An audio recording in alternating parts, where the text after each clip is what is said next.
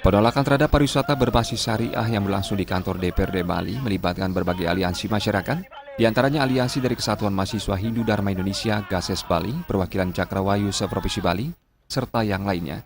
Aliansi tersebut dengan semangat menyuarakan aspirasinya untuk menolak adanya pariwisata berbasis syariah yang justru mengancam eksistensi kebudayaan Bali.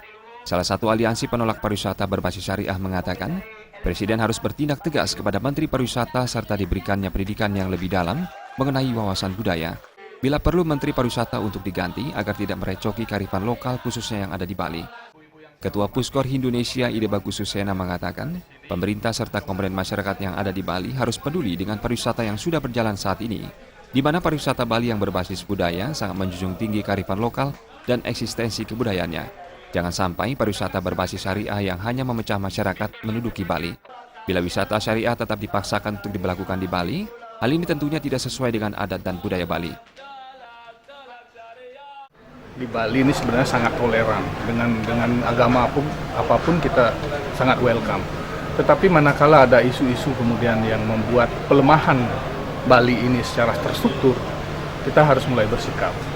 Dan salah satunya adalah wacana yang sudah didengungkan tentang ekonomi syariah, terutama yang ada di wisata. Ini sangat bertentangan dengan konsep pariwisata budaya yang sudah kita perdakan.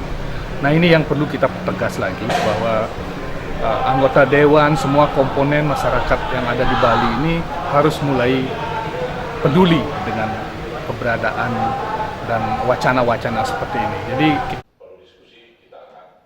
Keberadaan Pulau Bali yang memiliki daya tarik wisata budaya sebaiknya dipelihara dan dijaga bersama-sama, sehingga Bali tetap menjadi ikon pariwisata di tanah air dan menjadi pintu masuk bagi destinasi wisata lain di Indonesia.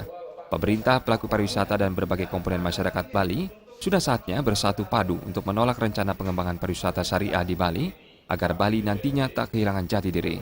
Darta dan Riasa, Bali TV.